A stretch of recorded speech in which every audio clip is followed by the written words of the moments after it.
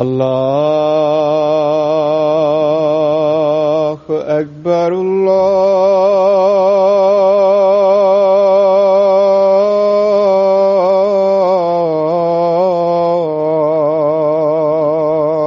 أكبر الله أكبر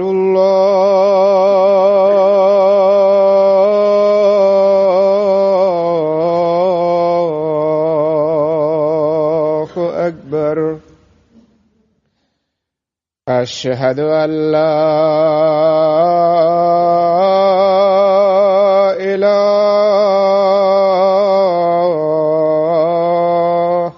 إلا الله أشهد أن لا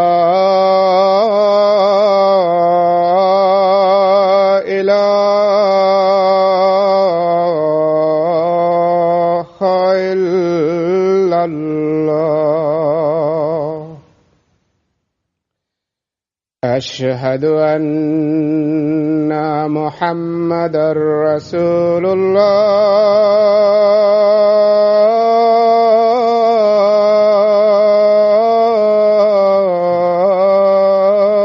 الله أشهد أن محمدًا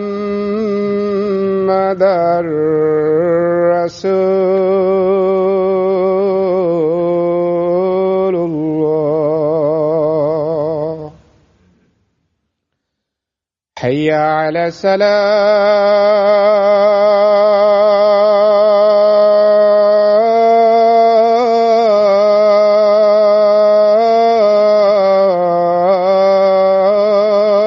الصلاة حي على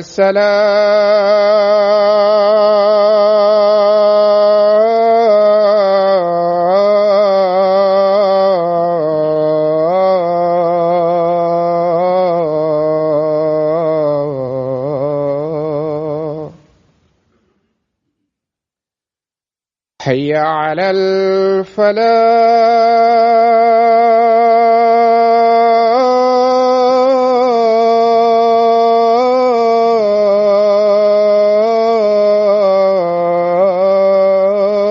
الفلاح حي على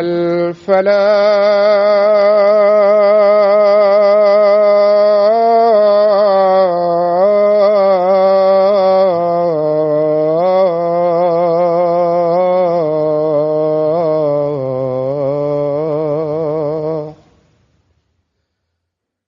الله أكبر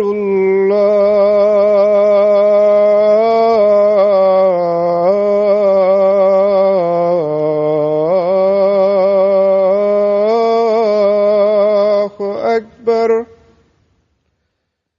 لا إله إلا الله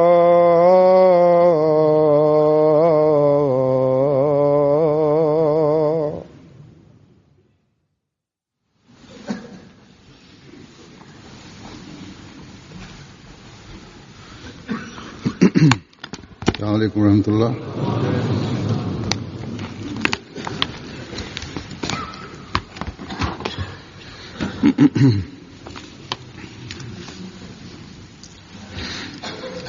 أشهد أن لا إله إلا الله وحده لا شريك له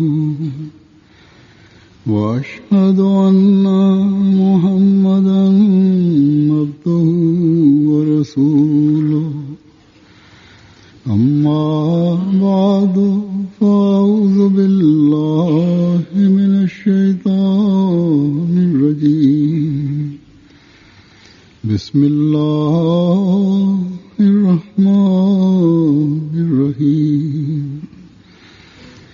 الحمد لله رب العالمين الرحمن الرحيم مالك يوم الدين إياك نعبد وإياك نستعين اهدنا الصراط المستقيم صراط الذين أنعمت عليهم غير المغضوب عليهم ولا الضالين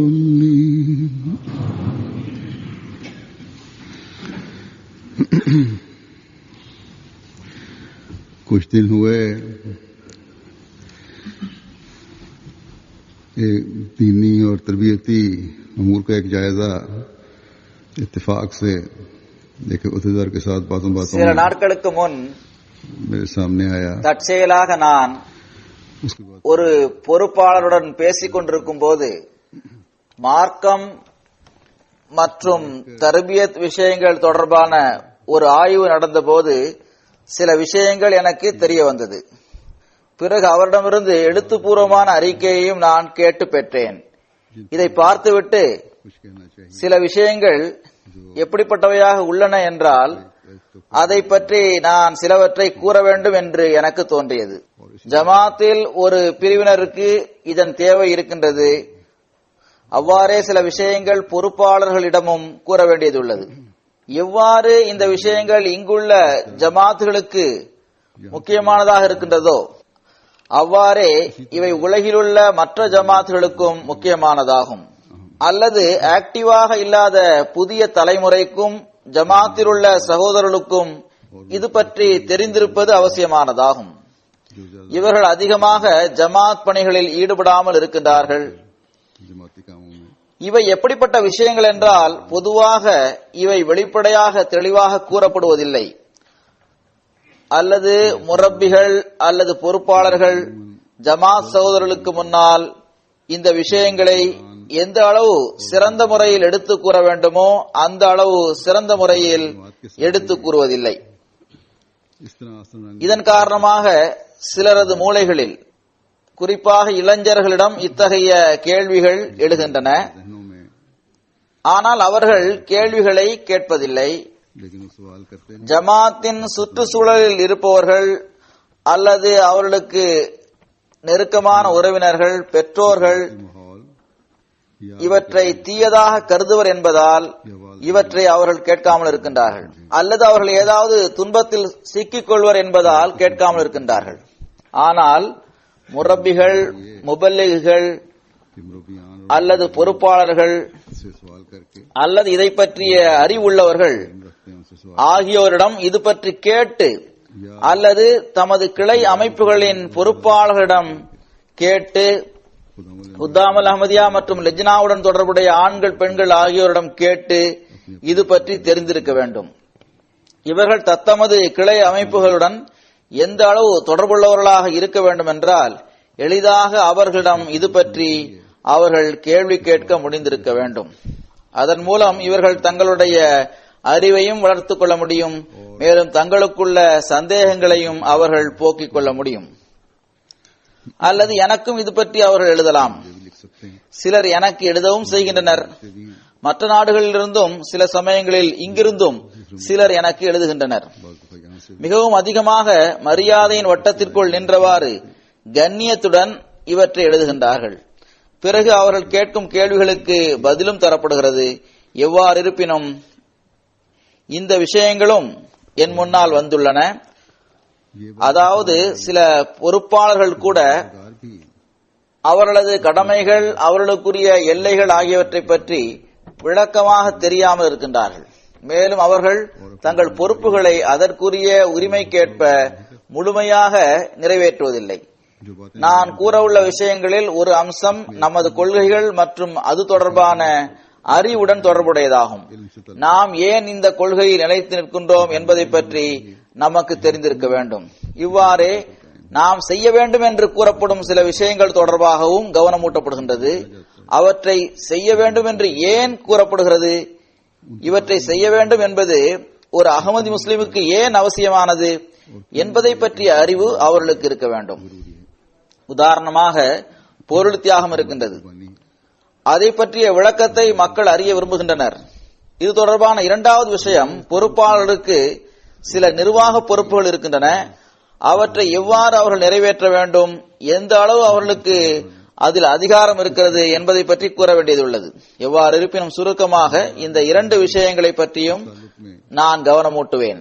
முதலாவது விஷயம் கொள்கையுடன் தொடர்புடையதாகும். அகமதிகள் இதை பற்றி அறிந்திருப்பது அவசியமானதாகும். பொதுவாக இதை பற்றி விளக்கி கூறப்படுகிறது, ஆனால் இதன் பக்கம் கவனம் செலுத்தாமல் இருக்கின்றனர், அல்லது நம் மக்களுக்கும் தர்பியத் தேவைப்படுகின்றது என்பதை கருத்தில் கொள்ளாமல் இருக்கின்றார்கள். பொதுவாக ஒருவர் பிறப்பால் அகமதியாக இருந்தால் அவருக்கு ஹஜ்ரத் மஸீஹ் மவ்ஊத் அலைஹிஸ்ஸலாம் அவர்களின் வருகையின் நோக்கம் என்ன என்பதை பற்றியும் அவர்களை ஏற்றுக்கொள்வது ஏன் அவசியமானது என்பதை பற்றியும் அறிவு இருக்கும் என்று கருதுகின்றனர். புதிதாக வருபவர்களுக்கு இதை பற்றி நன்றாக தெரியும். அவர்கள் ஆராய்ச்சி செய்த பின்னர் ஜமாத்தில் இணைகின்றனர். ஆனால் நான் ஏற்கனவே கூறியது போன்று எவர்கள் ஆக்டிவாக இருப்பதில்லையோ அவர்கள் இஸ்திமாக்களிலும் வருவதில்லை, சிலர் மாநாடுகளுக்கு கூட வருவதில்லை. ஒவ்வொரு நாட்டிலும் அப்படிப்பட்ட மக்கள் இருக்கின்றனர். அவர்கள் குறைவான எண்ணிக்கையில் இருந்தாலும் அவர்களின் பக்கம் நாம் மிகுந்த கவலையுடன் கவனம் செலுத்த வேண்டும். இதற்காக ஹுதாமுல் அஹ்மதியாவும் லஜ்னா இமா இல்லாவும் தமது நிகழ்ச்சிகளை ஏற்பாடு செய்து இது தொடர்பான பணிகளை செய்ய வேண்டிய தேவை அதிகமாக இருக்கின்றது. இவ்வாறு ஜமாத் அமைப்பும் இப்படிப்பட்டவர்களை விரட்டுவதற்கு பகரமாக அல்லது இவர்களை சீர்திருத்த முடியாது என்று கூறாமல் அவர்களை தங்களுக்கு அருகில் கொண்டு வர முயற்சி செய்ய வேண்டும். எனக்கு உங்களுடன் எந்த தொடர்பும் இல்லை என்று கூறுபவர்களை தவிர்த்து மற்றவர்களை நமக்கு அருகில் கொண்டு வர வேண்டும். ஆனால் அப்படிப்பட்டவர்களை பற்றி தகவல்களை ஜமாத்தின் அமைப்பு, அதாவது மெயின் ஸ்ட்ரீமாக திகழ்கின்ற முழு ஜமாத்தின் அமைப்பு கிளை அமைப்புகளுக்கு தர வேண்டும். ஏனென்றால் அதிக வயதுடைய பொறுப்பாளர் கடுமையாக நடந்து கொண்டதன் விளைவாகவும் மக்கள் இவ்வாறு பதில் கூறிவிடுகின்றார்கள். கிளை அமைப்புகள் இவர்களது வயதை ஒத்த அல்லது ஓரளவு இவர்களது இயல்பை ஒத்த நபர்கள் மூலமாக இவர்களது சீர்திருத்தத்தின் பக்கம் கவனம் செலுத்த வேண்டும். அவ்வாறு கவனம் செலுத்த முடியும். எங்கு இந்த வழிமுறை கடைபிடிக்கப்பட்டிருக்கின்றதோ அங்கு அல்லாஹ்வின் அருளால் இதில் வெற்றியும் கிடைத்திருக்கின்றது. சில இடங்களில் சில தர்பியத் செயலர்கள் இப்படியும் இருக்கின்றார்கள். அவர்கள் தர்பியத்திற்காக அப்படிப்பட்ட மக்களது மனநிலையை கண்முன் நிறுத்தி நிகழ்ச்சிகளை ஏற்பாடு செய்கின்றார்கள். அதற்கு மிக சிறந்த நாம் விரும்பிய நல்ல தாக்கம் ஏற்பட்டிருக்கின்றது. இந்த மக்களிடமிருந்து மிக நல்ல ரெஸ்பான்ஸ் கிடைத்திருக்கின்றது. எவ்வாறு இருப்பினும் நாம் நம்மால் முடிந்தவரை ஒவ்வொரு அகமதியும் வீணாகுவதிலிருந்தும் அவரை காப்பாற்ற வேண்டும் என்பதற்காக முயற்சி செய்ய வேண்டும். இது ஒவ்வொரு பொறுப்பாளரது கடமையாகும். இது ஒவ்வொரு முரப்பிகளின் பொறுப்பாகும். இது ஒவ்வொரு மட்டத்திலும் உள்ள கிளை அமைப்புகள் மற்றும் ஜமாத் அமைப்பின் பொறுப்பும் ஆகும். இந்த அடிப்படையான விஷயங்களை கூறிய பிறகு நான் ஏற்கனவே கூறியது போன்றே நான் கூறவுள்ள முதலாவது விஷயம், ஒவ்வொரு அகமதிக்கும் ஹஜ்ரத் மஸீஹ் மவ்ஊத் அலைஹிஸ்ஸலாம் அவர்களின் வருகையின் நோக்கம் என்ன என்பதை பற்றி தெரிந்திருக்க வேண்டும். மேலும் அவர்களை ஏற்றுக்கொள்வது ஏன் அவசியமானது என்பதை பற்றியும் அவர்களுக்கு தெரிந்திருக்க வேண்டும். இதற்காக ஹஜ்ரத் மஸீஹ் மவ்ஊத் அலைஹிஸ்ஸலாம் அவர்களது சொற்களிலேயே இதை எடுத்து கூறுவதுதான் பொருத்தமாக இருக்கும் என்று நான் கருதுகின்றேன். ஹஜ்ரத் மஸீஹ் மவ்ஊத் அலைஹிஸ்ஸலாம் அவர்கள் கூறுகின்றார்கள், ஹஜ்ரத் நபிகள் நாயகம் ஸல்லல்லாஹு அலைஹி வஸல்லம் அவர்களது இழந்து போன மகிமையை மீண்டும் நிலைநிறுத்துவதற்காகவும் திருக்குரானின் உண்மையை உலகிற்கு காட்டுவதற்காகவும் நான் அனுப்பப்பட்டுள்ளேன். மேலும் இந்த எல்லா பணியும் நடந்து கொண்டிருக்கின்றது. ஆனால் எவர்களது கண்களில் திரை இருக்கின்றதோ அவர்கள் அதை பார்க்க முடியாது. ஆனால் இந்த இயக்கம் சூரியன் போன்று பிரகாசித்துக் கொண்டிருக்கின்றது. அத்தாட்சிகளுக்கும் அடையாளங்களுக்கும் எந்த அளவு மக்கள் சாட்சிகளாக இருக்கின்றனர் என்றால், அந்த சாட்சிகளை ஓரிடத்தில் ஒன்று சேர்த்தால் அதன் எண்ணிக்கை எந்த அளவு இருக்கும் என்றால், பூமியில் எந்த ஒரு அரசனுக்கும் கூட அந்த அளவு எண்ணிக்கையில் ராணுவம் இருக்காது. ஹஜ்ரத் மஸீஹ் மவ்ஊத் அலைஹிஸ்ஸலாம் அவர்கள் கூறுகின்றார்கள், எந்த அளவு இந்த இயக்கத்தின் உண்மைக்கான சான்றுகள் உள்ளன என்றால் அவை அனைத்தையும் எடுத்து கூறுவது எளிதல்ல. இஸ்லாத்திற்கு கடுமையான இழிவு ஏற்பட்டது. பிறகு அல்லாஹ் தஆலா இதே இழிவான நிலைக்கு ஏற்ப அதை அகற்றுவதன் மூலம் இந்த இயக்கத்தின் மகிமையை வெளிப்படுத்தி காட்டியிருக்கின்றான். இவை ஹஜ்ரத் மஸீஹ் மவ்ஊத் அலைஹிஸ்ஸலாம் அவர்களின் வாழ்நாளில் நடந்த விஷயம் மட்டுமல்ல, மாறாக அவர்கள் ஹஜ்ரத் நபிகள் நாயகம் ஸல்லல்லாஹு அலைஹி வஸல்லம் அவர்களின் உயர் தகுதி தொடர்பாகவும் திருக்குர்ஆனின் உண்மையை உலகில் நிலைநாட்டுவது பற்றியும் தமது லிட்ரேச்சர்களிலும் தமது நூல்களிலும் தமது கட்டளைகளிலும் எவ்வாறு இதை பற்றி எடுத்து கூறியிருக்கின்றார்கள் என்றால், அது இன்றும் கூட ஹஜ்ரத் நபிகள் நாயகம் ஸல்லல்லாஹு அலைஹி வஸல்லம் அவர்களின் மகிமையையும் திருக்குர்ஆனின் உண்மையையும் எதிரிகளுக்கு நிரூபித்து காட்டிக் கொண்டிருக்கின்றது. நான் பல்வேறு சமயங்களில் பல்வேறு உதாரணங்களை கூறியுள்ளேன். ஹஜ்ரத் நபிகள் நாயகம் ஸல்லல்லாஹு அலைஹி வஸல்லம் அவர்களது வாழ்க்கையின் உண்மையான அம்சங்களை மாற்று மதத்தவர்களுக்கு எடுத்து கூறும்போது, இதுதான் அவர்களது வாழ்க்கை என்றால், மேலும் இதுதான் அவர்களது போதனை என்றால், நாங்கள் தவறளித்திருக்கின்றோம் என்று கூறும் கட்டாயத்திற்கு அவர்கள் ஆளாகியுள்ளனர். கனடாவில் உள்ள இஸ்லாத்தின் எதிரி ஒருவரை பற்றி நான் சில நாட்களுக்கு முன் நிகழ்த்திய எனது சொற்பொழிவில் கூறியிருந்தேன். அவர் தனது பத்திரிகையில் டென்மார்க் பத்திரிகை வெளியிட்டிருந்த கார்ட்டூனை வெளியிட்டிருந்தார். இந்த முறை அங்கு நான் சுற்றுப்பயணம் மேற்கொண்ட சமயத்தில் நான் கூறிய விஷயங்களை கேட்டு இஸ்லாத்தின் அழகிய போதனைகளை பற்றி அவருக்கு தெரிந்தபோது, அஹமதியா ஜமாத் கூறிய விஷயங்களை கேட்டு எனக்கு உண்மை தெரிய வந்தது என்று தமது பத்திரிகையில் அவர் எழுத வேண்டிய கட்டாயத்திற்கு ஆளானார். அவர் தமது தவறை ஏற்றுக்கொண்டார். இவ்வாறே கடந்த குத்பாவில் நான் கூறியிருந்தேன், அமெரிக்காவில் ஒரு பெரிய அரசியல்வாதி ஜும்மா தொடர்பாக தவறான ஒரு புரோகிராமை ரேடியோவில் ஒலிபரப்பி இருந்தார், அல்லது அதை பற்றி அவர் பேசியிருந்தார். இந்த நிகழ்ச்சியை கேட்டவர்களின் எண்ணிக்கை மிக அதிகமாகும். லட்சக்கணக்கான மக்கள் இதனை கேட்டுள்ளனர். இதற்கு எதிரில் திருக்குர்ஆனின் அடிப்படையில் ஜும்மாவின் முக்கியத்துவம், அதன் உண்மை நிலை என்ன என்பதை பற்றி நமது ஒரு அகமதி இளைஞர் வெப்சைட்டில் ஒரு ஆர்டிக்கல் எழுதியுள்ளார். பிறகு இந்த நபருக்கும் இது பற்றி கடிதம் எழுதப்பட்டது. இவர் அங்குள்ள ஒரு பெரிய அரசியல் தலைவராவார், புகழ்பெற்ற மனிதராவார். நீங்கள் தவறாக பேசியிருக்கின்றீர்கள், இப்போது எங்களுக்கும் ரேடியோவில் பேச நேரம் தாருங்கள் என்று இவருக்கு எழுதினோம். பிறகு அவர் இதற்காக நேரத்தை வழங்கினார். இது அவரது கண்ணியமான நடைமுறையாகும். பிறகு நமது அகமது இளைஞர் ஒருவர் அல்லாஹ்வின் அருளால் ரேடியோவில் ஜும்மா பற்றியும் திருக்குர்ஆனின் புனிதத்தன்மை பற்றியும் பேசினார். அதை கேட்டுவிட்டு அந்த அரசியல் தலைவர் இது என்னுடைய தவறாகும் என்பதை ஏற்றுக்கொண்டார். இந்த புரோகிராமையும் லட்சக்கணக்கான மக்கள் கேட்டுள்ளனர். அஹ்மதியா ஜமாத்தின் மூலமாகத்தான் எங்களுக்கு உண்மையான இஸ்லாம் பற்றி தெரிந்திருக்கின்றது என்பதையும் அனைவரும் ஏற்றுக்கொள்கின்றனர். இவற்றை பற்றியெல்லாம் ஹஜ்ரத் மஸீஹ் மவ்ஊத் அலைஹிஸ்ஸலாம் அவர்கள் நமக்கு எடுத்து கூறினார்கள், நமக்கு உண்மையை வெளிப்படுத்தி காட்டினார்கள். ஹஜ்ரத் நபிகள் நாயகம் ஸல்லல்லாஹு அலைஹி வஸல்லம் அவர்களது உயர் தகுதியை உலகிற்கு எடுத்து காட்டவும், திருக்குர்ஆனின் போதனைகளின் உண்மையை வெளிப்படுத்தி காட்டவும் அவர்களை அல்லாஹ் அனுப்பி வைத்தான். அவர்கள் கூறியது போன்றே இஸ்லாத்தின் மகிமையும் ஹஜ்ரத் நபிகள் நாயகம் ஸல்லல்லாஹு அலைஹி வஸல்லம் அவர்களின் மகிமையும் திருக்குர்ஆனின் மகிமையும் பெருமையும் உலகில் அவர்கள் மூலமாகத்தான் நிலைநாட்டப்படுகின்றது. நாம் எந்த ஒரு தாழ்வு மனப்பான்மைக்கும் இரையாகுவதற்கான எந்த காரணமும் இருக்க முடியாது. இளைஞர்கள் விஷயத்தில் தைரியமாக இருக்க வேண்டும். எங்கெல்லாம் இளைஞர்கள் ஆக்டிவாக இருக்கின்றார்களோ அங்கெல்லாம் இறைவனின் அருளால் அவர்கள் எதிரிகளின் வாயை அடைத்து விடுகின்றனர். பிறகு நம்மில் ஒவ்வொருவருக்கும் ஹஜ்ரத் மஸீஹ் மவ்ஊத் அலைஹிஸ்ஸலாம் அவர்களை ஏற்றுக்கொள்வதன் அவசியம் என்ன என்பதை பற்றியும் தெரிந்திருக்க வேண்டும். 13 அல்லது 14 வயது நிரம்பிய சிறுவர்கள் கூட இந்த கேள்வியை கேட்கின்றனர். பெற்றோர்கள் அவர்களுக்கு சரியான பதிலை கூறுவதில்லை. இதை பற்றி மீண்டும் நான் ஹஜ்ரத் மஸீஹ் மவ்ஊத் அலைஹிஸ்ஸலாம் அவர்களின் சொற்களிலே எடுத்து கூறுகின்றேன். அவர்களது மிக விளக்கமான ஒரு கட்டளையாகும் இது. கிளை அமைப்புகள் இந்த மேற்கோளை பல பகுதிகளாக பிரித்து அவற்றின் மூலமாக புரிய வைக்க முடியும். மேலும் அதிலிருந்து வழிகாட்டலை பெறவும் முடியும். ஒரு சந்தர்ப்பத்தில் சில மௌலவிகள் ஹஜ்ரத் மஸீஹ் மவ்ஊத் அலைஹிஸ்ஸலாம் அவர்களிடம், நாங்கள் தொழுகின்றோம், நோன்பும் நோட்கின்றோம், குர்ஆன் மீதும் ரசூல் ஸல்லல்லாஹு அலைஹி வஸல்லம் அவர்கள் மீதும் ஈமான் கொண்டுள்ளோம், பிறகு உங்களை நாங்கள் ஏற்றுக்கொள்ள வேண்டிய தேவை என்ன இருக்கின்றது என்று கேள்வி கேட்டனர். அதற்கு ஹஜ்ரத் மஸீஹ் மவ்ஊத் அலைஹிஸ்ஸலாம் அவர்கள், பாருங்கள், எவ்வாறு ஒரு நபர் அல்லாஹ்வையும் அவனது தூதரையும் அவனது வேதத்தையும் ஏற்றுக்கொள்வதாக வாதம் செய்துவிட்டு அதன் விளக்கமான கட்டளைகளை, அதாவது உதாரணமாக தொழுகை, நோன்பு, ஹஜ், ஜகாத், தக்வா, தூய்மை ஆகியவற்றை கடைபிடித்து அவற்றை நிறைவேற்றாமல் இருந்தால், நஃப்ஸை தூய்மைப்படுத்துதல், தீமையை கைவிடுதல், நன்மையை பெறுதல் ஆகியவற்றிற்காக இடப்பட்ட அக்கட்டளைகளை கைவிட்டு விட்டால் அவர் தன்னை முஸ்லிம் என்று கூறிக்கொள்ள தகுதியற்றவராவார். தான் ஒரு முஸ்லிம் என்று வாதம் செய்துவிட்டு நன்மைகளை செய்யாமலும் தீமைகளை கைவிடாமலும் இருந்தால் அவர் தன்னை முஸ்லிம் என்று கூறிக்கொள்ள தகுதியற்றவராவார் என்று கூறுகின்றார்கள். அவர் ஈமானின் நகைகளால் அலங்கரிக்கப்பட்டுள்ளார் என்று கூற முடியாது, அது அவருக்கு பொருந்தாது. இவ்வாறு எந்த ஒரு நபர் வாக்களிக்கப்பட்ட மசீஹை ஏற்றுக்கொள்ளவில்லையோ, மேலும் அவரை ஏற்றுக்கொள்ள வேண்டிய தேவை இல்லை என்று கருதுகின்றாரோ, அவரும் இஸ்லாத்தின் உண்மை நிலை, நபித்துவத்தின் குறிக்கோள், தூதுத்துவத்தின் நோக்கம் ஆகியவற்றை அறியாதவராக இருக்கின்றார். அதாவது நபித்துவத்தின் தேவை என்ன, அதன் குறிக்கோள் என்ன என்பதை பற்றி அவருக்கு தெரியாது.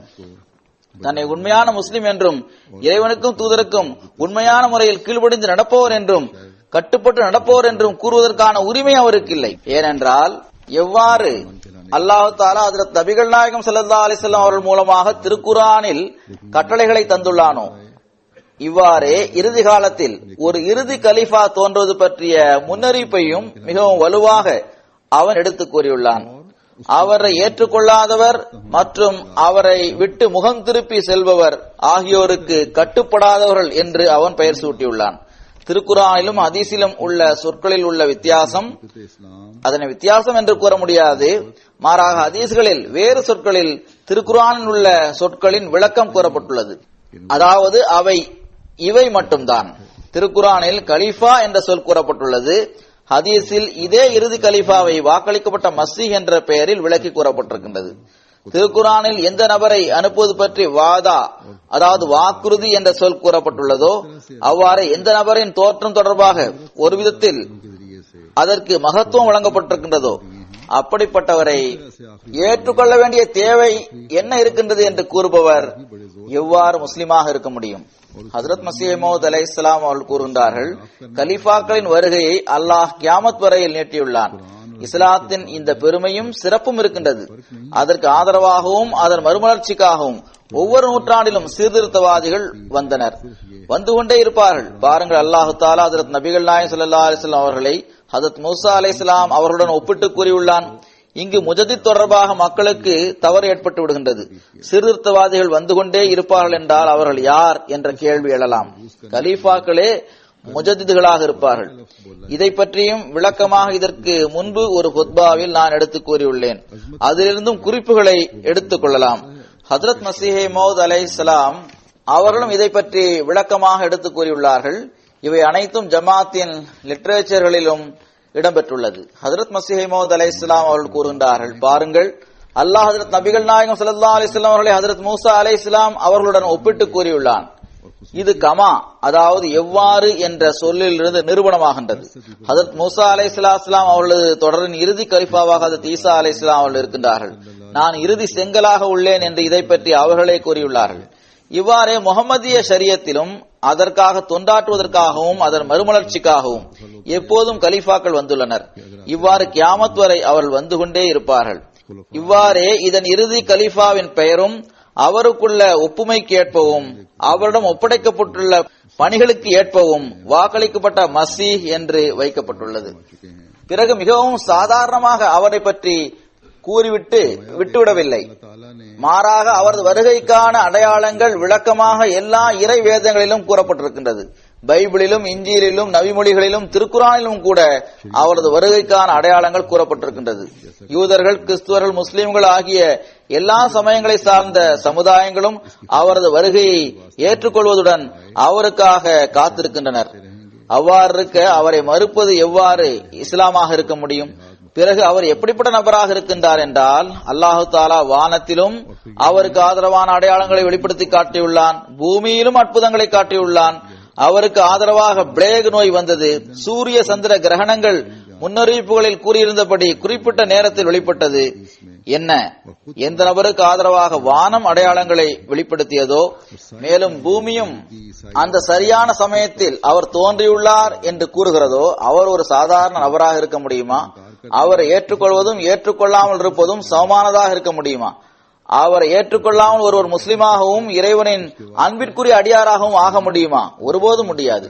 ஹஜ்ரத் மஸீஹ் மவ்ஊத் அலைஹிஸ்ஸலாம் அவர்கள் கூறுகின்றார்கள், நினைவில் கொள்ளுங்கள், வாக்களிக்கப்பட்ட நபர் வருவதற்கான எல்லா அடையாளங்களும் நிறைவேறிவிட்டன. எல்லா விதமான குழப்பங்களும் உலகை அழுக்காக்கிவிட்டது. ஆலிம்களும் பெரும்பாலான அவுலியாக்களும் வாக்களிக்கப்பட்ட மசீஹ் தோன்றும் காலம் இதுதான் என்று எழுதியுள்ளார்கள். அதாவது அவர் 14வது நூற்றாண்டில் வருவார் என்று எழுதியுள்ளனர். அவுலியாக்களும் பெரும்பாலான ஆலிம்களும் கூறியுள்ள ஒருமித்த கருத்துடைய சாட்சியங்கள் இந்த அளவு இருந்தும் கூட ஒருவருக்கு சந்தேகம் இருந்தால் அவர் திருக்குர்ஆனை கவனத்துடன் பார்க்க வேண்டும். சூரா அன்-நூரை கவனமாக படிக்க வேண்டும். எவ்வாறு ஹஜ்ரத் மூசா அலைஹிஸ்ஸலாம் அவர்களுக்கு பிறகு 1400 வருடங்கள் கழிந்த பிறகு ஹஜ்ரத் ஈசா அலைஹிஸ்ஸலாம் அவர்கள் வந்தார்களோ, அவ்வாறு ஹஜ்ரத் நபிகள் நாயகம் ஸல்லல்லாஹு அலைஹி வஸல்லம் அவர்களுக்கு பிறகு 14வது நூற்றாண்டில் தான் வாக்களிக்கப்பட்ட மஸீஹ் வந்துள்ளார். எவ்வாறு ஹஜ்ரத் ஈசா அலைஹிஸ்ஸலாம் அவர்கள் மூசா அலைஹிஸ்ஸலாம் அவர்களது தொடரின் காத்தமுல் குலஃபாவாக இருக்கின்றார்களோ, இங்கும் வாக்களிக்கப்பட்ட மஸீஹ் காத்தமுல் குலஃபாவாக இருப்பார். ஹஜ்ரத் மஸீஹ் மவ்ஊத் அலைஹிஸ்ஸலாம் அவர்கள் கூறுகின்றார்கள், நான் இனிவரும் 1000 வருடங்களின் கலிஃபாவாக இருக்கின்றேன். எனவே எவர் இனி வந்தாலும் அவர்களை பின்பற்றியே வருவார் என்றும் அவர்கள் கூறியுள்ளார்கள். எனவே எந்த முன்னறிவிப்புகள் திருக்குர்ஆனிலும் ஹதீஸிலும் தெளிவாக கூறப்பட்டிருக்கின்றதோ அதன் அடிப்படையில் அந்த வாக்களிக்கப்பட்ட மஸீஹ் 14வது நூற்றாண்டில் வரவேண்டியது இருந்தது. அவரே ஹஜ்ரத் மிர்சா குலாம் அஹமது காதியானி அலைஹிஸ்ஸலாம் அவர்கள் ஆவார்கள். ஒவ்வொரு அகமதியும் ஹஜ்ரத் மஸீஹ் மவ்ஊத் அலைஹிஸ்ஸலாம் அவர்களது நூல்களை படிக்க வேண்டும். ஆங்கிலத்தில் புலமை பெற்றவர்கள் அல்லது யாருக்கு உருது மொழி தெரியாதோ அவர்களுக்காக ஒவ்வொரு மொழியிலும் அல்லாஹ்வின் அருளால் லிட்டரேச்சர்கள் இருக்கின்றன. அவற்றில் ஹஜ்ரத் மஸீஹ் மவ்ஊத் அலைஹிஸ்ஸலாம் அவர்களது வருகை பற்றியும் அதன் நோக்கம் பற்றியும் அவர்களை ஏற்றுக்கொள்வது ஏன் அவசியமானது என்பதை பற்றியும் விளக்கமாக கூறப்பட்டிருக்கின்றது. தங்களது கொள்கையை உறுதியானதாகவும் வலுவானதாகவும் ஆக்கிக் கொள்ள வேண்டியது ஒவ்வொருவருக்கும் அவசியமானதாகும். ஆட்சேபனை செய்பவர்களின் ஆட்சேபனைகளுக்கு பதில் கூறுங்கள். பதில்களை நீங்களே தயார் செய்யுங்கள். இது பற்றிய அறிவும் உங்களுக்கு கிடைக்கும். ஆட்சேபனைக்கான பதில்களும் தயாராகிவிடும். இதனை ஒவ்வொருவரும் சுயமாக செய்வதுடன் அதை தவிர ஜமாத் அமைப்பும் கிளை அமைப்புகளும் தங்களது புரோகிராம்களை தயார் செய்ய வேண்டும். அதில் எவ்வாறு ஒவ்வொரு நபர் வரை நாம் இந்த போதனையை எட்ட வைக்க வேண்டும், அதாவது அவர்களின் வருகையின் நோக்கம் என்ன, அவர்களை ஏற்றுக்கொள்வது ஏன் அவசியமானது என்பதை பற்றியெல்லாம் விளக்கி கூற வேண்டும். முதலில் கொள்கை தொடர்பான விஷயங்களை கூறிவிட்டேன். இரண்டாவது விஷயம் தர்பியத் தொடர்பானதாகும். அது ஜமாத்தில் உள்ள நபர்களுக்கு கிலாஃபத்துடன் உள்ள தொடர்பாகும். கிலாஃபத்துடன் உள்ள தொடர்பில் இன்றைய நாட்களில் அல்லாஹ்வின் அருளால் அல்லாஹு தஆலா நமக்கு MTA-வை அதற்கான ஒரு ஊடகமாக தந்துள்ளான். இவ்வாறே அல் இஸ்லாம் வெப்சைட் இருக்கின்றது. இதனோடு ஒவ்வொரு அகமதி இளைஞரையும் ஆணையும் பெண்ணையும் இணைத்து வைப்பதற்கு நாம் முயற்சி செய்ய வேண்டும். ஜமாத் அமைப்பும் கிளை அமைப்புகளும் இதற்கான முயற்சிகளை செய்ய வேண்டும். தூய்மையான உள்ளம் கொண்டவர்கள், அதிலும் நம்பிக்கைக்கு பாத்திரமாக நடந்து கொள்கின்ற தூய்மையான உள்ளம் கொண்டவர்கள் பெரும் எண்ணிக்கையில் இருக்கின்றார்கள். அவர்கள் பெரும் முயற்சி செய்து இங்கு பள்ளிவாசலுக்கு வருகின்றனர், குத்பாவை கேட்கின்றனர். உலகில் பல்வேறு பகுதிகளில் MTA மூலமாகவும் பலரும் குத்பாக்களை கேட்கின்றனர். முறையாக தொடர்ந்து கேட்டு வருகின்றனர். இன்னும் சொல்வதென்றால் சிலர் 2 அல்லது 3 முறை குத்பாவை கேட்டதாக கடிதத்தில் எனக்கு எழுதுகின்றனர். ஆனால் குத்பா கேட்காதவர்களின் எண்ணிக்கையும் இருக்கின்றது. இங்கு UK-யிலும் அத்தகைய மக்கள் இருக்கின்றார்கள். அவர்கள் குத்பாக்களை கேட்பதே இல்லை, மற்ற நிகழ்ச்சிகளையும் பார்ப்பதில்லை. மாறாக சில நிகழ்ச்சிகளில் அவர்கள் கலந்து கொள்வதே இல்லை. ஒரு ஜமாத்தில் பெரும் எண்ணிக்கையில் மக்கள் ஜமாத்தின் போதனைக்கு மாற்றமாக சில செயல்களை செய்தனர். இதன் காரணமாக வேறு வழியின்றி அவர்கள் மீது சில நடவடிக்கைகள் எடுக்கப்பட்டன. ஆய்வு செய்து பார்த்தபோது அவர்களில் பெரும்பாலார் குத்பாக்களை கேட்பதில்லை, அல்லது அவர்களில் பலரும் ஜமாத்திற்கு ஆக்டிவாக வந்து போவதும் இல்லை. இவ்வாறு எனக்கு தெரிய வந்தது. அவர்கள் ஜமாத் நிகழ்ச்சிகளிலும் கலந்து கொள்வதில்லை. ऐसी तादाद ஆனால் ஜமாத்துடன் உள்ள தொடர்பு அவர்களது இரத்தத்துடன் கலந்திருந்ததால் அவர்கள் மீது நடவடிக்கை எடுக்கப்பட்டு அவர்களுக்கு தண்டனை விதிக்கப்பட்ட போது அவர்கள் கவலை அடைந்தனர். மிகவும் அளவு கடந்த கவலையுடனும் வேதனையுடனும் மன்னிப்பு கோரி அவர்கள் எனக்கு கடிதம் எழுத ஆரம்பித்து விட்டனர். அவர்களில் சிலர் என்னை சந்தித்தனர். அப்போது அவர்கள் அழுதனர். அவர்கள் உலகவாதிகளாக மட்டும் இருந்தால் அவர்களிடம் இந்த நிலை இருந்திருக்காது. इनको कुछ पाबंदियां आई थी। உலக வியாபாரங்களில் ஈடுபடுவதன் காரணமாக இவ்விஷயங்களை பொருட்படுத்தாமல் இருப்பவர்களும் இருக்கின்றார்கள். அவர்களுக்கும் இது பற்றி கவனமூட்டப்படும் போது அவர்களிடம் வெட்க உணர்வும் ஏற்படுகின்றது. பிறகு அவர்கள் தௌபா இஸ்திக்ஃபார் செய்கின்றனர். எதிர்காலத்தில் ஜமாத்துடன் தங்களுக்கு இருக்கும் தொடர்பை வலுவானதாக ஆக்குவதற்கு அவர்கள் முயற்சி செய்கின்றனர். ना जमात இவற்றை நினைவூட்டுவதும் இதை கண்காணிப்பதும் ஜமாத் அமைப்பு, ஜமாத் செயலர்கள், முபல்லிகுகள், கிளை அமைப்புகள் ஆகிய எல்லோரது பணியாகும். इसलिए जब கிலாஃபத்துடன் ஒவ்வொரு நபருக்கும் தனிப்பட்ட முறையில் தொடர்பை ஏற்படுத்துவதற்கு முயற்சி செய்யுங்கள். உள்ளங்களில் கிலாஃபத்துடன் உள்ள தொடர்பு, பற்று ஆகியவற்றை மெருகூட்ட முயற்சி செய்யுங்கள். அது அவர்களிடம் ஏற்கனவே இருக்கத்தான் செய்கின்றது. அவர்களுக்கு அதை பற்றி புரிய வைத்தால் மக்கள் மேலும் பொலிவுடன் நம் முன்னால் அவற்றை வெளிப்படுத்துகின்றனர். அதில் ஏதாவது जो दुनिया के कारोबार தூசி படிந்திருந்தாலும் கூட அவை அகன்று விடுகின்றன. ஏனென்றால் जिंदगी का एहसास भी होता அவர்கள் மீது நடவடிக்கை எடுக்கப்படும் போதுதான் அவர்கள் தமது பற்றை வெளிப்படுத்துகின்றனர். அந்த சமயத்தில்தான் அதனை அவர்கள் வலுவாக வெளிப்படுத்தி காட்டுகின்றனர். தர்பியத் துறை அவர்கள் தொடர்ந்து காலத்தின் கலீஃபாவுடன் நிரந்தர தொடர்பு வைத்திருக்க வேண்டும் என்று அவர்களுக்கு போதனை செய்து வந்தால், हुकूमती निजाम है। குத்பாக்கள், மாநாடுகள் மற்றும் அனைத்து நிகழ்ச்சிகளையும் அவர்கள் பார்க்க வேண்டும் என்று அவர்களுக்கு கவனமூட்டி வந்தால், பிறகு எங்கு கிலாஃபத்துடன் மேலும் வலுவான தொடர்பு ஏற்படுமோ அங்கு தர்பியத் தொடர்பான பல பிரச்சனைகளுக்கும் தீர்வு ஏற்பட்டுவிடும் இன்ஷா அல்லாஹு தாலா. खिलाफत से பிறகு நான் கவனமூட்ட விரும்பும் அடுத்த விஷயம் ஜமாத்தில் உள்ள நபர்களிடம் சந்தாவின் முக்கியத்துவத்தை பற்றி விளக்கமாக எடுத்துக் கூறுவதாகும். நினைவில் கொள்ளுங்கள், பொதுவாக நான் ஜமாத்தில் உள்ள பொருளாளர்களுக்கு இதை பற்றி கூறியிருக்கின்றேன். அவர்கள் மக்களுக்கு இதை எடுத்துக் கூற வேண்டும். அதாவது சந்தா என்பது வரி அல்ல, மாறாக அது கடமைகளில் ஒன்றாக இருக்கின்றது. होता है जब कोई तदीर की जाती அதை நிறைவேற்றும்படி அல்லாஹ் திருக்குரானில் है इसको शिद्दत से பல்வேறு இடங்களில் எடுத்துக் கூறியுள்ளான். உதாரணமாக ஓரிடத்தில் அல்லாஹு தாலா கூறுகின்றான், ஃபத்தகுல்லாஹ மஸ்ததஅத்தும் வஸ்மஉ வஅத்திஉ வஅன்ஃபிகு கைரன் லிஅன்ஃபுசிக்கும் வமன் யூக ஷுஅ நஃப்ஸிஹி ஃபஉலாயிக ஹுமுல் முஃப்லிஹூன் होगा இன் துக்ரிதுல்லாஹ கர்தன் ஹஸனன் उससे मसाइल हल हो जाएंगे इंशाअल्लाह। யுலாயிஃபு லக்கும் வயக்ஃபிர் லக்கும் வல்லாஹு ஷக்கூருன் ஹலீம். वो है अफराद எந்த அளவு தௌஃபீக் உங்களுக்கு உள்ளதோ அதற்கேற்ப அல்லாஹ்வுக்கு அஞ்சுங்கள், याद रखें கேளுங்கள், மேலும் கட்டுப்பட்டு நடங்கள், செலவு செய்யுங்கள், இது உங்களுக்கு சிறந்ததாகும். எவர்கள் நஃப்ஸின் கஞ்சத்தனத்திலிருந்தும் காப்பாற்றப்படுகின்றனரோ அவர்களே வெற்றி பெற்றவர்களாவர். நீங்கள் அல்லாஹ்வுக்கு அழகிய बल्कि उन फराइज में दाखिल கடன் கொடுத்தால் அதனை அவன் உங்களுக்காக அதிகமாக்கி விடுவான். இன் துக்ரிதுல்லாஹ கர்லன் ஹஸனன் आता है யுஸாயிஃபு லக்கும் வ யக்ஃபிர் லக்கும் வல்லாஹு ஷக்கூருன் ஹலீம். அதனை அவன் உங்களுக்காக அதிகமாக்குவான், உங்களை மன்னித்து விடுவான். அல்லாஹ் शोहा மிக்க மதிப்பளிப்பவனும் சகித்துக் கொள்பவனும் ஆவான். இந்த வசனங்களில் இறைவனது வழியில் செலவு செய்வது ஒரு நம்பிக்கையாளருக்கு மிகவும் அவசியமானதாகும் என்பது தெளிவாக கூறப்பட்டுள்ளது. இறைவனின் வழியில் செலவு செய்பவர்கள்தான் வெற்றி பெறுபவர்களாக இருக்கின்றனர். மேலும் இறைவழியில் நீங்கள் செலவு செய்வது என்பது அல்லாஹ்வுக்கு நீங்கள் கடன் கொடுத்தது போன்றதே ஆகும். அல்லாஹ் எப்படிப்பட்டவன் என்றால், அடியானுக்கு அவன் செய்த தியாகத்திற்கு பகரமாக அதைவிட பன்மடங்கு அதிகமாக அதை பெருக்கி அதை அவனுக்கு வழங்குகின்றான். அத்தகைய பல்வேறு சம்பவங்களை மக்கள் எனக்கு எழுதுகின்றனர். அதாவது நாங்கள் இறைவனின் வழியில் சந்தா கொடுத்தோம், அல்லாஹ் எங்களுக்கு அதனை பன்மடங்காக பெருக்கி திரும்ப தந்தான் என்று எழுதியுள்ளனர். இதை பற்றி பலமுறை நான் பல்வேறு சம்பவங்களை எடுத்து கூறியுள்ளேன். அல்லாஹ் தன்னிறைவு பெற்றவனாகவும் தேவைகள் அற்றவனாகவும் இருக்கின்றான். அவனுக்கு நமது பைசாக்களின் தேவையில்லை. உண்மையில் நம்மை தூய்மைப்படுத்துவதற்கும் நமது கீழ்ப்படிந்து நடப்பதன் தரத்தை பார்ப்பதற்காகவும் தக்வாவின் வழிகளை நாம் தேடுவதை பார்ப்பதற்காகவும் பொருளாதார தியாகம் தொடர்பாக நாம் செய்கின்ற வாதத்தின் தரத்தை பார்ப்பதற்காகவும் அல்லாஹு தாலா அவனது வழியில் செலவு செய்யுமாறு கூறுகின்றான்.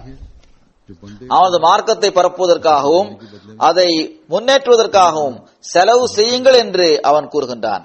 எனவே ஒவ்வொரு அகமதிக்கும் இந்த ஆன்மாவை புரிந்து கொள்ள வேண்டிய தேவை இருக்கின்றது. நாம் ஏன் சந்தா கொடுக்கின்றோம்? பொருளாளர் அல்லது ஜமாத்தின் தலைவரை மகிழ்விப்பதற்காக நாம் சந்தா கொடுக்கின்றோமா, அல்லது அவரிடமிருந்து நம்மை விடுவித்துக் கொள்வதற்காக நாம் சந்தா கொடுக்கின்றோமா?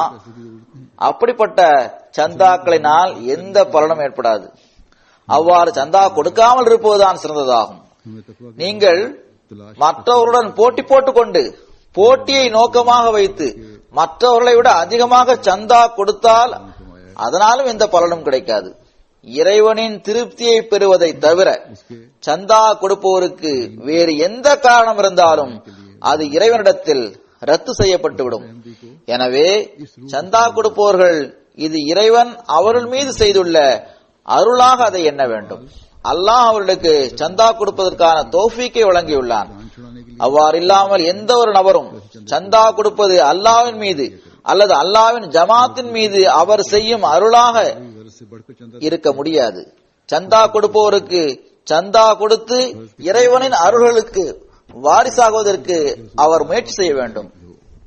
இந்த எண்ணம் அவரிடம் இருக்க வேண்டும். இறைவனின் ஜமாத்துகளுக்கு பொருள் தியாகம் மிகவும் முக்கியமான விஷயமாகும். எனவேதான் நான் ஜமாத்துகளிடம் அவர்கள் புதிதாக பைய செய்தவர்களையும் குழந்தைகளையும் தஹ்ரீகே ஜதீத் மற்றும் வக்ஃப் ஜதீத் சந்தாக்களில் அதிகமாக பங்கு பெற வைக்க வேண்டும் என்று கூறியிருந்தேன். ஒரு பைசா செலுத்தியவாறு அவர்கள் அதில் பங்கு பெற வேண்டும். அதன் மூலம் அதற்கான பழக்கம் அவர்களுக்கு ஏற்பட்டுவிடும். அதனால் அல்லாஹ்வின் அருள்களை சேகரிப்பவர்களாக அவர்கள் ஆகிவிட வேண்டும். சந்தாவின் முக்கியத்துவம் பற்றி ஓரிடத்தில் ஹஜ்ரத் மஸீஹ் மவ்ஊத் அலைஹிஸ்ஸலாம் அவர்கள் இவ்வாறு கூறுகின்றார்கள்: உலகில் மனிதன் செல்வத்தை மிகவும் அதிகமாக நேசிக்கின்றான். இதன் காரணமாகவே கனவுகள் பற்றிய விளக்கத்தில் ஏதாவது ஒரு நபர் தமது கல்லீரலை எடுத்து எவருக்காவது கொடுப்பதாக கனவில் பார்த்தால் அதன் பொருள் செல்வமாகும் என்று எழுதப்பட்டுள்ளது. இதன் காரணமாகவே உண்மையான இறையச்சத்தையும் ஈமானையும் பெறுவதற்காக லன் தனாலுல் பிர்ர ஹத்தா துன்ஃபிகு மிம்மா துஹிப்பூன், உங்களுக்கு மிகவும் பிரியமான பொருளை செலவு செய்யாதவரை உண்மையான நன்மையை நீங்கள் பெற முடியாது என்று இறைவன் கூறுகின்றான். இறைவனது படைப்பினங்களுடன் அனுதாபத்துடன் நடந்து கொள்வது மற்றும் நல்ல முறையில் நடந்து கொள்வது ஆகியவற்றில் ஒரு பெரும்பகுதி செல்வத்தை செலவு செய்வதோடு தொடர்பு இருக்கின்றது. மனித இனத்துடனும் இறைவனின் படைப்பினங்களுடனும் அனுதாபத்துடன் நடந்து கொள்வதும் ஒரே விதமான செயலேயாகும். அது ஈமானின் இரண்டாவது பகுதியாகும். அது இல்லாமல் ஈமான் முழுமையானதாகவும் உறுதியானதாகவும் ஆக முடியாது. எதுவரை மனிதன் தியாகம் செய்வதில்லையோ அதுவரை அவன் மற்றவர்களுக்கு பலன் தரக்கூடியவனாக எப்படி இருக்க முடியும்? மற்றவர்களுக்கு பலன் தரக்கூடியவனாக இருப்பதற்கும் அனுதாபத்துடன் நடந்து கொள்வதற்கும் தியாகம் செய்வது அவசியமான விஷயமாகும். லன் தனாலுல் பிர்ர ஹத்தா துன்ஃபிகு மிம்மா துஹிப்பூன் என்ற இந்த வசனத்தில் இந்த தியாகம் பற்றிய போதனையும் வழிகாட்டலும் தரப்பட்டுள்ளது. எனவே செல்வத்தை இறைவழியில் செலவு செய்வதும் கூட மனிதனின் நட்பாக்கியம், தக்வாவை பேணுவது ஆகியவற்றின் தரத்தையும் அதன் நறுமணத்தையும் வெளிப்படுத்துவதாக இருக்க வேண்டும். ஹஜ்ரத் அபூபக்கர் ரலியல்லாஹு அன்ஹு அவளது வாழ்க்கையில் இறைவனுக்காக தன்னை அர்ப்பணிக்கும் அந்த தரமும் மனமும் எந்த அளவு இருந்ததென்றால் ஹஜ்ரத் ரசூலுல்லாஹ் ஸல்லல்லாஹு அலைஹி வஸல்லம் அவர்கள் தமது ஒரு தேவை பற்றி கூறியதுமே ஹஜ்ரத் அபூபக்கர் சித்திக் ரலியல்லாஹு அன்ஹு அவர்கள் தமது வீட்டில் உள்ள எல்லா சாமான்களையும் எடுத்துக்கொண்டு பெருமானார் ஸல்லல்லாஹு அலைஹி வஸல்லம் அவர்களின் சமூகத்தில் ஆஜராகிவிட்டார்கள். எனவே ஜமாத்தின் பொருளாளர்கள் இந்த வழிமுறைக்கேற்ப ஜமாத் சகோதரர்களுக்கு தர்பியத் கொடுக்க வேண்டியது அவசியமானதாகும். பொருள் தியாகம் செய்யும் போதுதான் இறை அச்சமும் ஈமானும் வலுவானதாக ஆகின்றது. இவ்வாறே முரப்பிகளும் அவர்களுக்கு சந்தர்ப்பம் கிடைக்கும் போதெல்லாம் இது பற்றி மக்களுக்கு போதனை செய்ய வேண்டும்.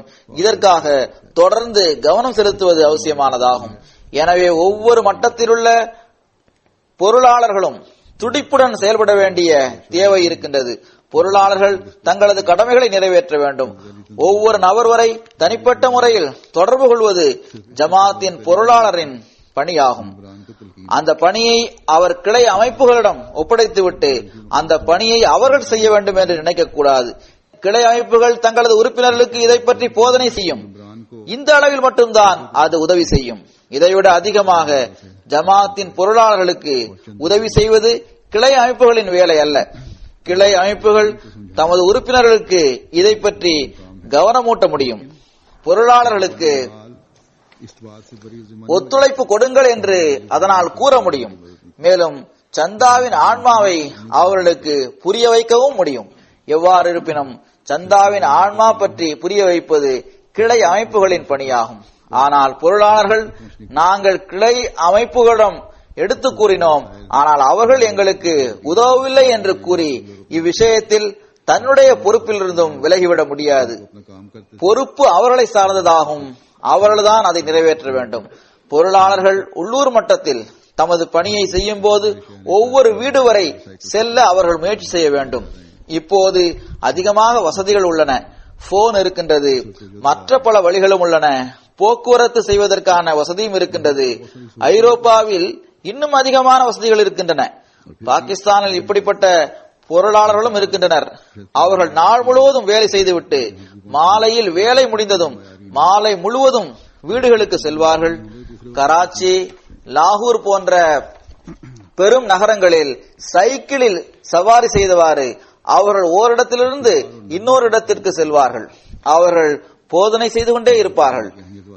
பொருள் தியாகத்தின் பக்கம் மக்களுக்கு கவனமூட்டிக் கொண்டே இருப்பார்கள். இங்கு உங்களுக்கு பல வசதிகளும் உள்ளன. அவ்வாறு இருந்தும் நீங்கள் பணிகளை செய்யாமல் இருக்கின்றீர்கள். சில பொறுப்பாளர்கள் தொடர்பான புகார்கள் இங்கு வந்துள்ளது. அதில் அவர்கள் கொடுக்கும் சந்தாவின் தரம் உயர்வானதாக இல்லை என்று கூறப்பட்டுள்ளது. அவர்களது சந்தாவின் தரம் இவ்வாறு இருந்தால் அவர்கள் மற்றவர்களுக்கு என்ன போதனை செய்ய முடியும்?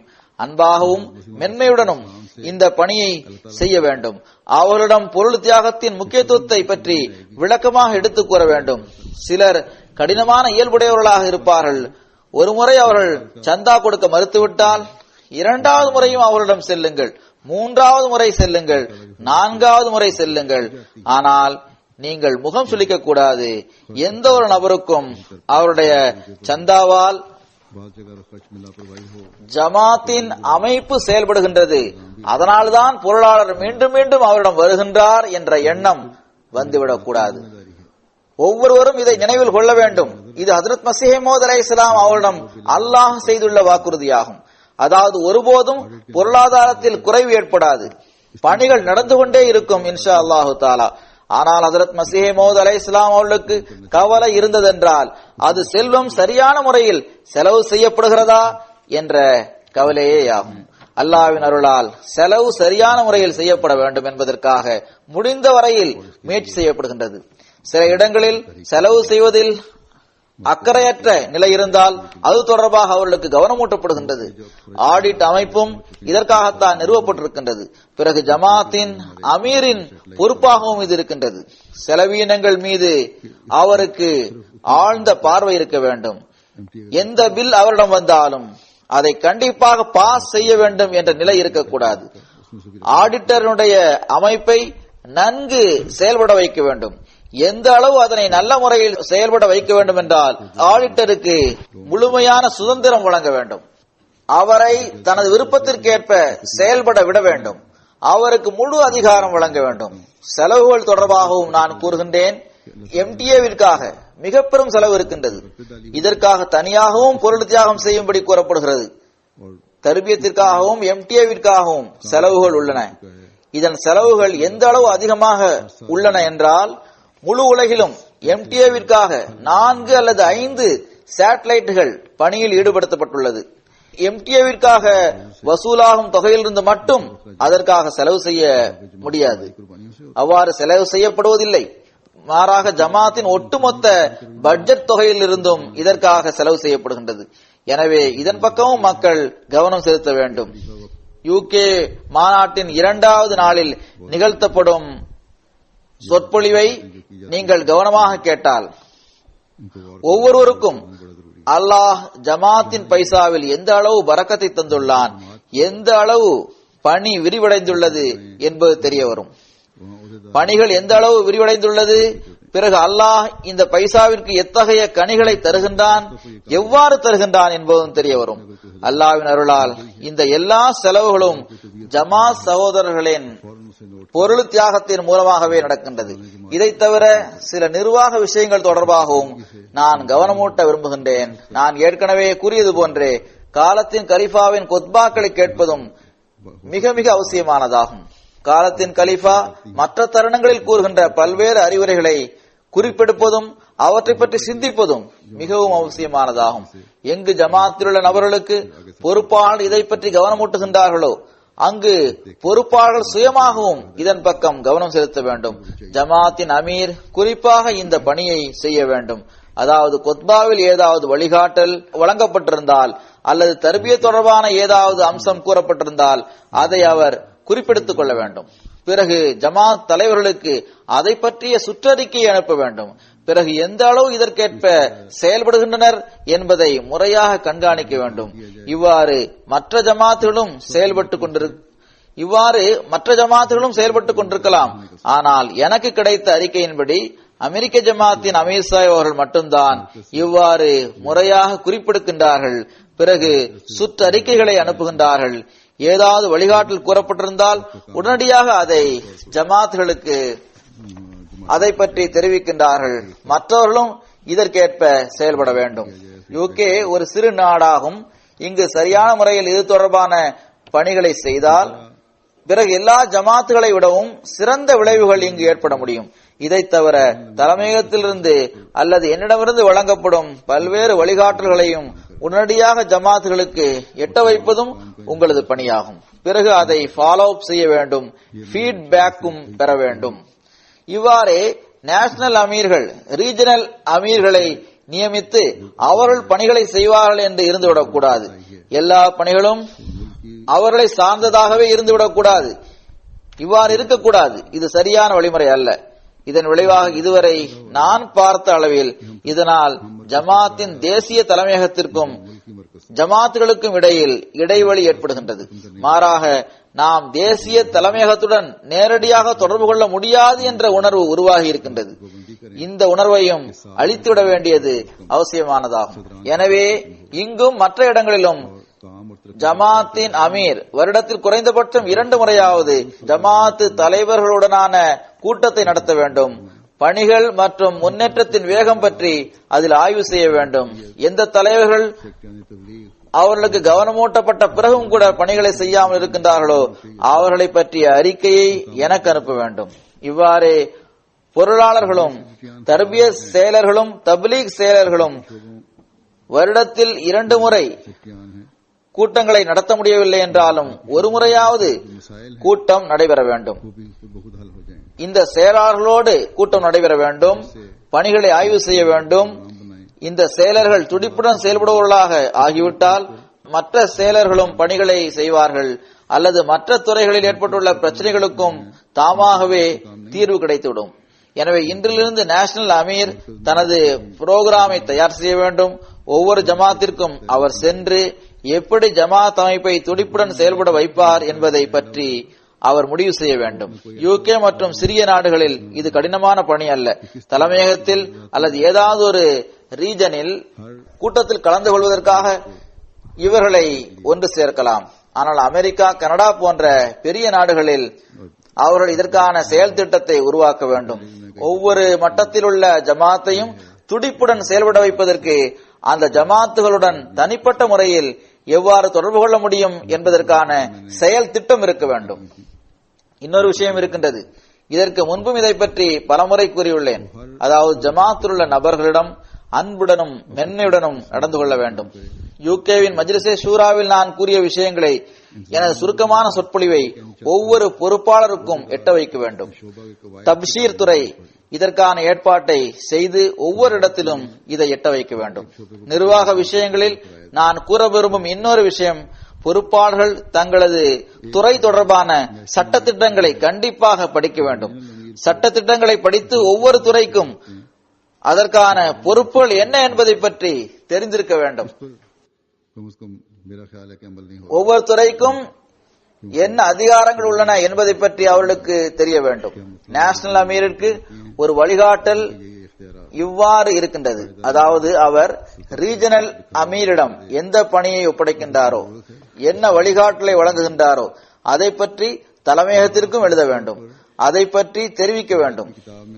இதற்கேற்ப எங்குமே எவரும் செயல்படவில்லை என்று நான் கருதுகின்றேன். ஏனென்றால் எனக்கு நாங்கள் இந்த ரீஜனல் அமீரை நியமித்துள்ளோம், அவருக்கு இன்னென்ன அதிகாரங்கள் உள்ளன என்று குறிப்பிட்டு எந்த கடிதமும் இதுவரை வந்ததில்லை.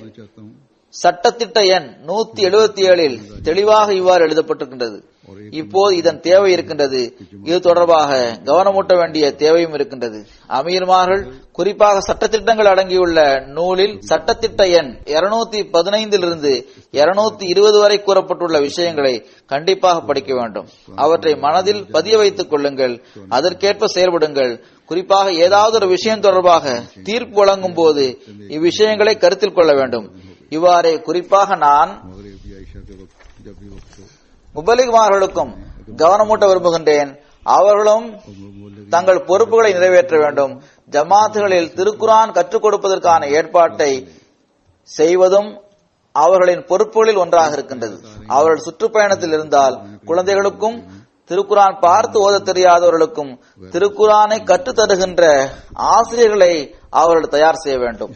இந்த வகுப்புகள் தொடர்ந்து நடைபெற வேண்டும். வாரத்தில் ஒரு நாள் அல்லது 2 நாள் மட்டும் இந்த வகுப்புகள் நடக்கக்கூடாது. மக்ரிப் நேரத்தில் அல்லது இஷா நேரத்தில் அல்லது எந்த நேரத்திலும் அவர்கள் திருக்குரானை கற்றுக் கொடுக்க வேண்டும். சுற்றுப்பயணத்தில் இல்லாமல் அவர்கள் தமது இடங்களில் இருக்கும் போது எங்கெங்கு அவர்களது சென்டர்கள் இருக்கின்றதோ அங்கு அவர்களே அந்த வகுப்புகளை நடத்த வேண்டும். எங்களது குழந்தைகளுக்கு திருக்குரானை கற்றுத்தருபவர்கள் யாருமே இல்லை. வேறு வழி இல்லாமல் எங்களுக்கு சில நேரங்களில் அகமதி அல்லாதவர்களிடம் செல்ல வேண்டியது வருகின்றது என்று பல புகார்கள் வருகின்றன. இவ்வாறு எவர்களுக்கு காயிதா எஸ்ரல் குரான் கற்றுத்தர வேண்டுமோ அவர்களுக்கு அதை கற்றுத்தர வேண்டும். இவ்வாறு குழந்தைகளை நீங்கள் பள்ளிவாசலுடன் இணைத்து வைப்பீர்கள், தலைமையகத்துடன் இணைத்து வைப்பீர்கள். தர்பியத் ரீதியாகவும் இந்த விஷயம் மிகவும் பயனளிக்கக்கூடியதாக இருக்கும். மேலும் திருக்குரானை கற்றுக் கொடுப்பதால் கிடைக்கும் பலனும் கண்டிப்பாக கிடைக்கும். அது வெளிப்படையாகவே தெரியும். முபல்லீகள் இந்த விஷயத்தையும் நினைவில் வைப்பது அவசியமானதாகும். அதாவது பொதுவாக 3 அல்லது 4 வருடங்கள் ஓரிடத்தில் இருந்த பிறகு அவர்களுக்கு இடமாற்றம் செய்யப்படுகின்றது. இதற்கு முன்பாக கூட தேவைப்பட்டால் அவர்களுக்கு இடமாற்றம் செய்யப்படலாம். இவ்வாறான நிலை ஏற்படுகின்ற போது முபல்லிகளுக்கு இதனால் மிகுந்த மனச்சோர்வு ஏற்படுவதாக சில நாடுகளிலிருந்து புகார்கள் வருகின்றது. அப்படிப்பட்ட இடமாற்றத்தை அவர்கள் மகிழ்ச்சியுடன் ஏற்றுக்கொள்ள வேண்டும். அல்லாஹ்வின் அருளால் இங்கு யூகேயில் உள்ள முபல்லிகளிடம் இப்படிப்பட்ட விஷயங்கள் இருப்பதாக இதுவரை எந்த விஷயமும் எனது அறிவில் வந்ததில்லை. இந்த விஷயத்தை நினைவில் கொள்ளுங்கள்.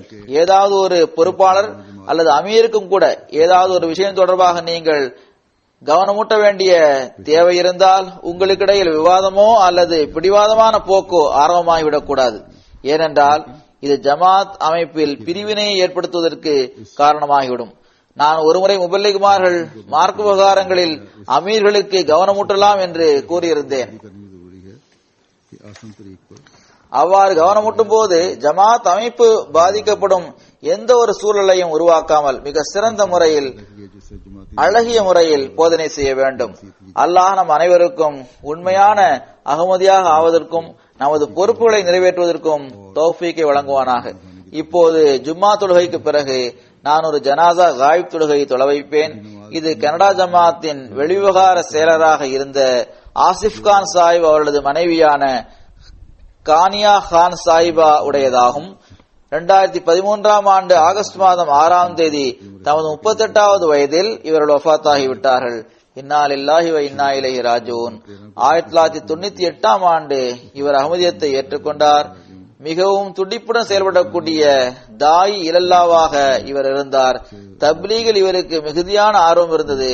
கனடாவில் லஜ்னா இமாயில்லாவின் தேசிய தப்லீக் செயலராகவும் இவர் இருந்து வந்தார். உள்ளூர் அளவிலும் தேசிய அளவிலும் ஜமாத்திற்காக தொண்டாற்றக்கூடிய நல்வாய்ப்பு இவருக்கு கிடைத்தது. MTA கனடாவின் நிரந்தர உறுப்பினராக இவர் இருந்து வந்தார். மீடியாவில் இஸ்லாம் மற்றும் அகமதியத்தின் தூது செய்தியை எட்ட வைப்பதற்காக எப்போதும் இவர் ஆர்வத்துடன் காணப்பட்டார். இந்த நோக்கத்திற்காக அவர்கள் கனடாவில் நீண்ட பயணங்களை மேற்கொண்டது மட்டுமல்லாமல் அமெரிக்காவிற்கும் பயணம் செய்துள்ளார்கள். தனது கொள்கையை ஒவ்வொரு ஃபாரமிலும் மிகவும் அழகாகவும் சிறந்த தாக்கத்தை ஏற்படுத்தும் வகையிலும் அவர்கள் கூறி வந்தார்கள். தொழில் ரீதியாக இவர் ஒரு ஆசிரியையாக பணியாற்றி வந்தார்கள். இப்போது சில நாட்களுக்கு முன்புதான் வைஸ் பிரின்சிபலாக நியமிக்கப்பட்டிருந்தார். மாணவர்களிடம் மனித நேயத்தை உருவாக்குவதற்காக அவர்கள் எப்போதும் முயற்சி செய்து வந்தார்கள். ஆசிரியை என்ற நிலையில் இவர் பல அவார்டுகளை பெற்றுள்ளார். கிலாபத்துடன் இவருக்கு மிகுந்த நேசமும் ஆழ்ந்த பற்றும் தொடர்பும் இருந்தது. ஒவ்வொரு திட்டத்திலும் லெப்பைக் என்று கூறி பங்கு பெறுபவராக இவர்கள் இருந்தார்கள். பர்தாவை பேணக்கூடியவராகவும் பொதுத்தண்டு செய்யும் உணர்வுகளால் நிரம்பியவராகவும் இவர் இருந்தார். தனது உடல் உறுப்புகளையும் தனது வஃபாத்திற்கு பிறகு இவர் தானமாக வழங்கியிருந்தார். அவ்வாறு தானம் செய்வதாக அவர் வசியத் செய்திருந்தார். ஏழைகளுடன் மிகுந்த அனுதாப உணர்வுடன் நடந்து கொள்பவராகவும் ஈடு இணையற்ற சிறந்த மனைவியாகவும் தாயாகவும் இவர்கள் திகழ்ந்தார்கள். இவரது திருமணம் பாகிஸ்தானியுடன் நடந்தது. ஆனால் வழக்கத்திற்கு மாற்றமாக இவர் தன்னை அட்ஜஸ்ட் செய்து கொண்டார். இஸ்லாமிய நெறிமுறைகளை பாதுகாக்கக்கூடியவராகவும் மிகுந்த தூய உள்ளம் கொண்ட பெண்மணியாகவும் இவர்கள் திகழ்ந்தார்கள். இவர்கள் அல்லாஹ்வின் அருளால் வசியத் செய்தவர்கள் ஆவார்கள். இவர்களது 3 பெண் குழந்தைகளும் வக்ஃபே உணவு திட்டத்தின் கீழ் தங்களது வாழ்வை ஜமாத்திற்காக அர்ப்பணித்துள்ளனர். இவர்களது தொடர்புகள் மிகவும் விரிவானதாக இருந்தது. இவரது ஜனாசாவில் அங்குள்ள அந்த மாநிலத்தின் முதலமைச்சர் அவர்களும் பாராளுமன்ற உறுப்பினரும் வந்திருந்தனர். கவுன்சில் மெம்பர்கள், பள்ளியின் ஆசிரியர்கள், மாணவர்கள் என்று பெரும் எண்ணிக்கையில் மக்கள் இவரது ஜனாசாவில் கலந்து கொண்டனர். எல்லோருக்கும் பிரியமானவராக இவர் இருந்தார். சிறியவர் பெரியவர் அனைவருமே இவரை பற்றி புகழ்ந்து கூறுவதை நான் கேட்டுள்ளேன். அல்லாஹ் இவருக்கு மன்னிப்பை வழங்குவானாக, இவரது தகுதியை உயர்த்துவானாக, இவரது பெண் பிள்ளைகளுக்கும் கணவருக்கும் பொறுமையையும் தைரியத்தையும் வழங்குவானாக.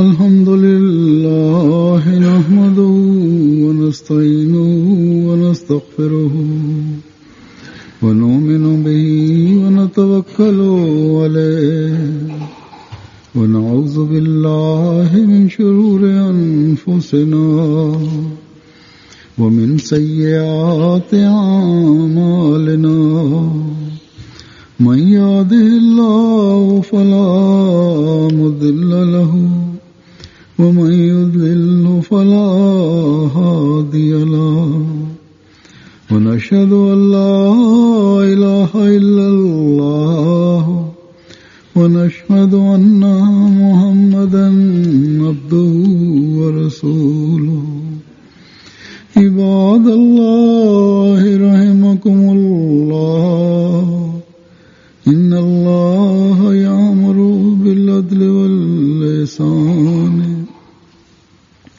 وإيتاء ذي القربى وينهى عن الفحشاء والمنكر والبغي يعظكم لعلكم تذكرون اذكروا الله يذكركم وادعوه يستجب لكم ولذكر الله أكبر.